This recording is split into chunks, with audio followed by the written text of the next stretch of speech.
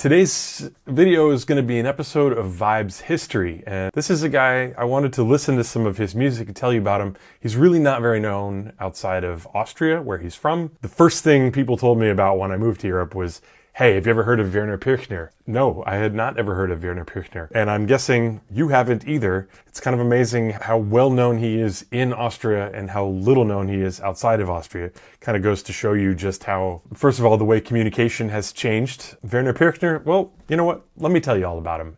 Werner Pirchner is actually from a town called Hall. It's in Tyrol. It's in the mountains. It's outside of Innsbruck. And he was born in 1940. He showed a very keen interest to play music from an early age. And in fact, his father, who had been away fighting against the Nazis in World War II, came back after the war and brought an accordion with him. And that's how young Werner Pirchner got his start playing music. And so he played piano, he played accordion, and he also happened to have an uncle who, in addition to being a farmer in the mountains of Tyrol, was one of the few farmers that had a record player. And not only did he have a record player, but he also had some jazz records from America. And on one of those jazz records, there was Lionel Hampton playing the vibraphone. And Werner Pirchner, who even at a very young age, he was just somebody who very clearly knew exactly what he wanted to do. And even as a young child, he heard the vibraphone and he was like, that's it, vibraphone. That's my instrument. That's it. This is what he wanted to play. But he was playing dance bands, playing bar piano at hotels. He started playing with a trumpet player by the name of Oscar Klein. Now, Oscar Klein was also somebody I wasn't familiar with until I was researching this, but Oscar Klein was one of the most successful European jazz musicians in the era right after World War II. He played the trumpet, he played guitar, and he was really good. And Werner Pirchner began playing vibraphone with this band, and that's where he made his first recordings. And we're going to listen to one of them right now. This is a tune called Blackjack. It's a blues, and we're going to listen to Werner Pirchner's solo, which I think is really nice. So check this out. This is recorded, I'm not exactly sure when it's recorded, I think 1963. So Pirchner would have been 23 years old, roughly, when he made this recording. So let's listen to it.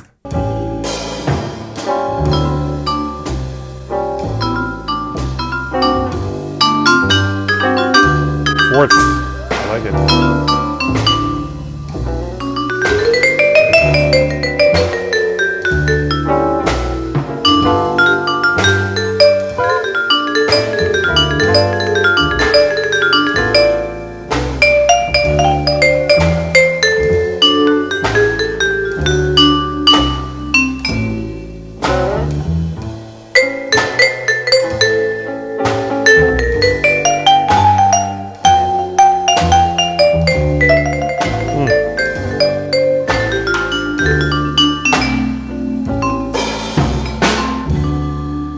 I find that really nice. It's very relaxed. You know, slow blues, that's the hardest thing to play right there. It's in the key of D. I like how he starts with these fourth.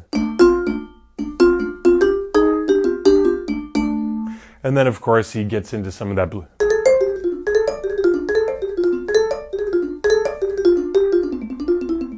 I also like how he uses kind of maybe some dead strokes. Very expressive playing from the young Werner Pirchner. He also started composing music for films around this time. Well, he recorded one record that is, to this day, still a cult classic in Austria. And this first record that he produced is called Ein halbes Doppelalbum, which means a half double album. He put this album out and very shortly thereafter was invited by ORF, which is the national TV and radio broadcaster of Austria, to record a film. And he did this film called The Downfall of the Alpenland, Der Untergang des Alpenlandes, that's what it's called. I'll just show you a little bit of this. This is so far removed from any of the vibraphone stuff we're talking about. It's a satirical film, and all of the music and sound effects, and I mean, in fact, the entire film is written by Werner Pirchner. This is just a little bit of it. It's, yeah, if you don't speak Austrian dialect, you may not be able to follow any of this. Und geht davon. Pretty sure that's Werner Pirchner playing piano. Nach 3 Wochen schon kriegt die einsame Jungfrau einen Brief von seinem Bataillon aus Sowjetunion. Denn der Bur This was a huge part of Pirchner's later career, as he would do a lot of film music. He would do compositions for orchestras and stuff. We'll get to that in a minute. There's some other really cool music of his I want to show you right now, however. And the next thing is this group called Austria Drei. Austria Drei. My German sounds better when I don't try to do any accent at all. Austria Drei. So this is a great band with Harry Pepl on guitar, Adelhard Reudinger on the bass, Todd Kennedy on the drums, Pirchner on vibraphone. We're going to listen to a couple of tracks. This one has gone on to become a classic. It's actually been arranged for classical ensembles and stuff. It's really cool. Check it out. This is called Hosent Raga. I'm pretty sure I'm pronouncing that wrong, but...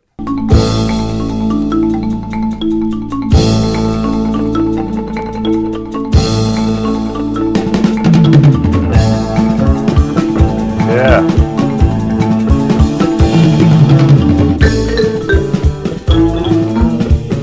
It's almost Frank Zappa-esque, really. Or Mahavishnu Orchestra, John McLaughlin, 1979. And 7.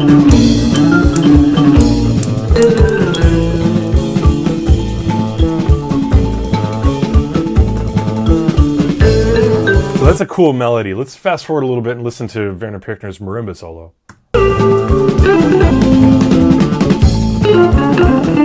This is Harry Pepl, great guitarist.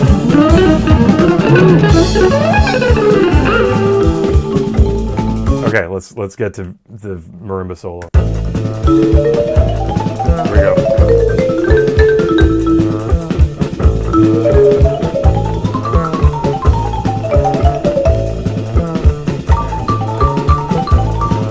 I like that.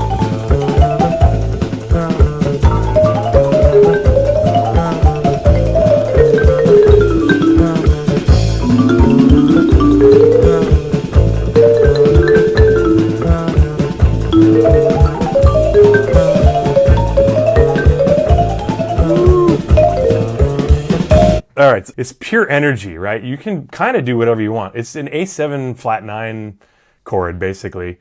And the main groove goes like this. I'll play it for you.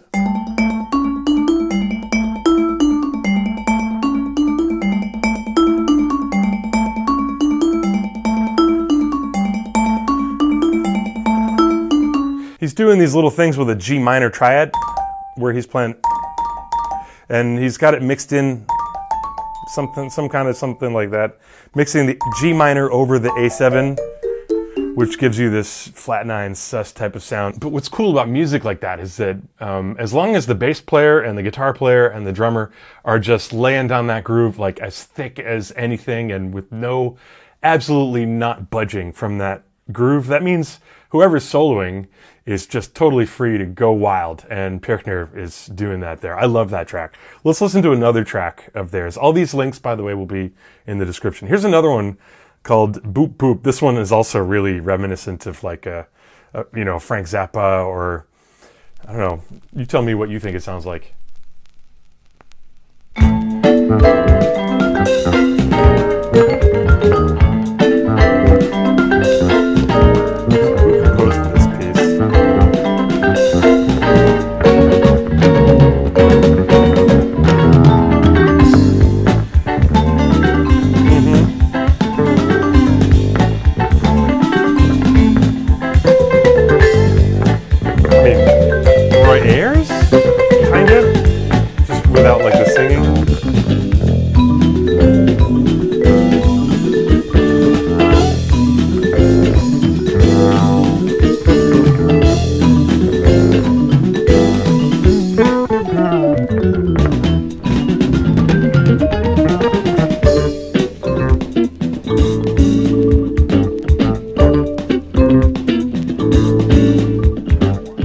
The guitarist on those recordings, Mr. Harry Pepl, he's a very important figure whom we should also talk about. This is a duo that Pepl and Pirchner formed around the same time they recorded this Austria Drei that we just listened to. But this video that I'm about to show you is really the recording that has gone down in Austrian jazz lore as like one of the highlights of European jazz, for sure Austrian jazz. This is a 1981 live at Montreux concert duo with Harry Pepl and Werner Pirchner. This has also been recorded and released as a CD. And I'm just going to show you some different moments from this concert because, first of all, you should watch the whole thing. It's great. It's about 45 minutes long. It's in 2 parts on YouTube. I want to show you a couple of different excerpts because you can see some of the really interesting things in this video that Pirchner does to the vibraphone. He didn't just play vibraphone. He played modified vibraphone in the way that prepared piano people might, clamp things to the strings to get different sound effects. He did the same thing to the vibraphone. You can see that he has extra xylophone bars attached in the spaces between the flats on the vibes. And he also has little finger cymbals. He's got wind chimes hanging beneath that he'll kick with his feet. And in a couple of clips here, you'll see that he has some special mallets that he uses as well. So let's check this. This is an excerpt of a song called The Day We Know Paul Desmond Is Gone. And it's in 5. 1, 2, 3, 4, 5. 1, 2, 3, 4, 5, 1. And you can hear him quoting a little bit of Take 5.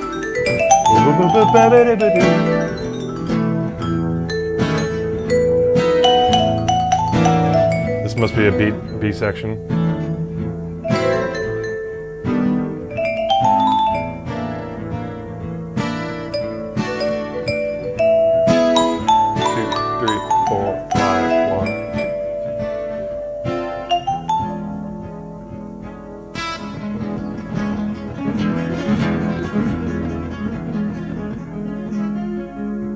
Did you hear that little quote? He played Okay,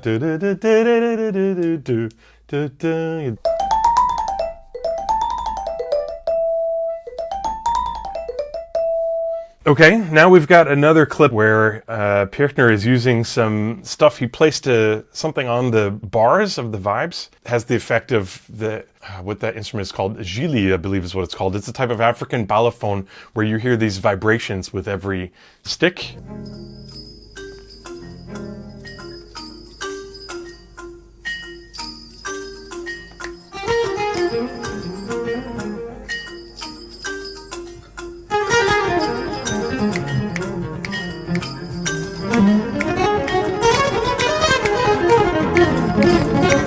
Still in 5.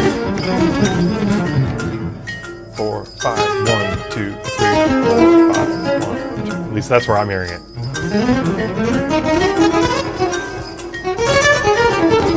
There's a lot of avant-garde in this.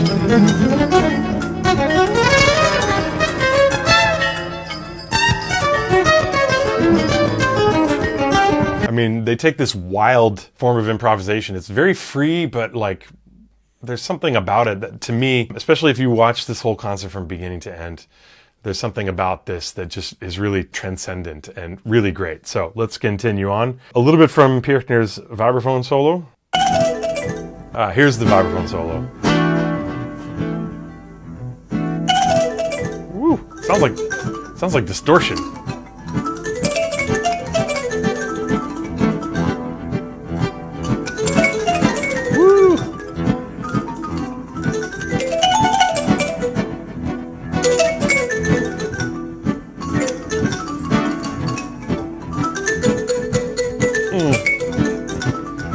I like how it just kind of goes in and out of tonality.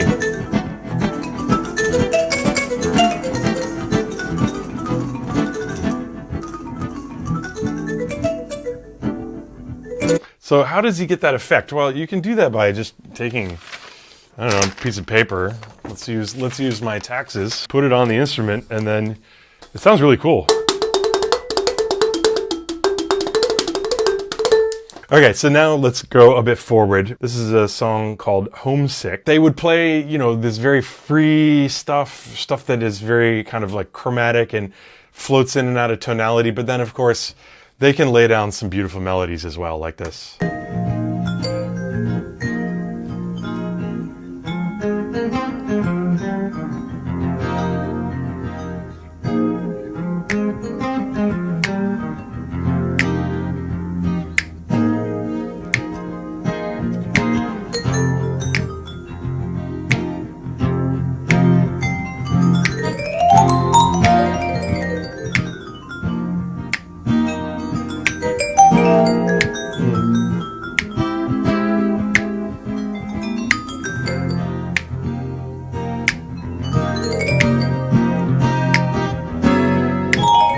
minor blues.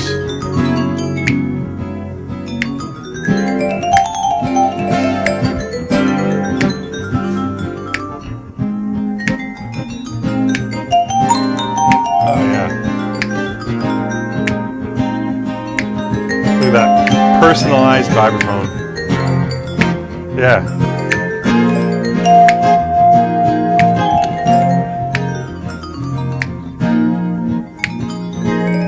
Where the mics are placed over that thing, man, I would destroy those microphones. Take a look at this. This is just a clip I found where you can see very clearly the xylophone or marimba bars that he's got like in the space. Just check this out. See that? You can see that right there. Here's another one. This is a funny moment I found.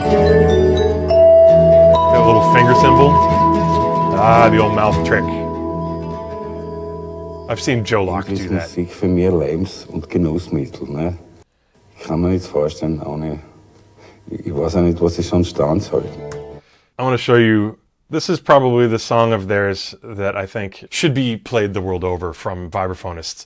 The way people play, I don't know, they play Armando's Rumba, or the way they play Crystal Silence, or the way they play Senior Mouse. Anything that Gary Burton Chicoria did, that super famous repertoire among vibraphonists. Falling Grace, that's the tune I was trying to think of. But this song really to me should be just as famous because it's so beautiful. In fact, I have recorded it. The record will be coming out later this year. I recorded it in a duo with a really great pianist, Austrian pianist, a great friend of mine, Martin Gasselsberger. And we recorded this song as well. And this is written by the guitarist Harry Pepl. It's called Air, Love, and Vitamins.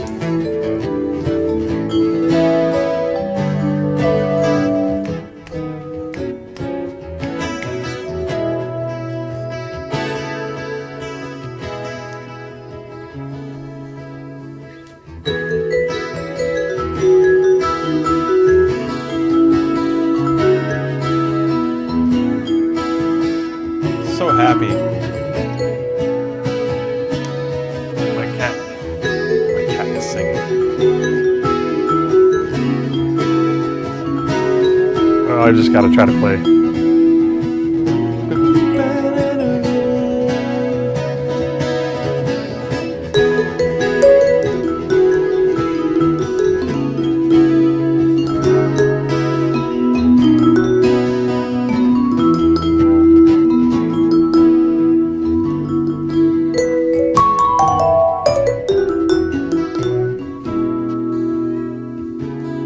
All right, I have a singing cat that wanted to get in on the action. So Werner Pirchner, not only did he write all this really incredible music and play these great jazz records, but he also was a classical composer. And as he moved into the 1980s, he actually focused much more on composition. So I just wanted to show you a couple examples of his classical music. This is a piece called Heimat, which basically means hometown, and it's written for piano trio.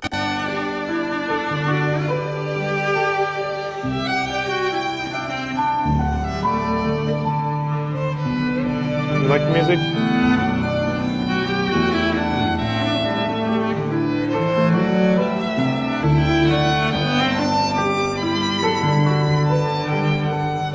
So it's gorgeous music. He's a guy who was composing for every possible type of ensemble. Here's another piece. This is for brass ensemble. This is the Vienna Brass at a concert from Taipei. This recording is from 2021. This is recent stuff. Oh, now you're scared.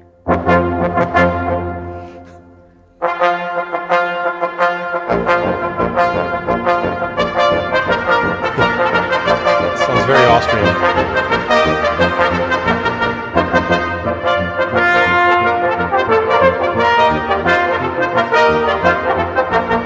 Werner Pirchner, so much more than just a vibraphonist, and his music still lives on today in Austria, and hopefully after this video you will be curious enough to check out some more of his stuff.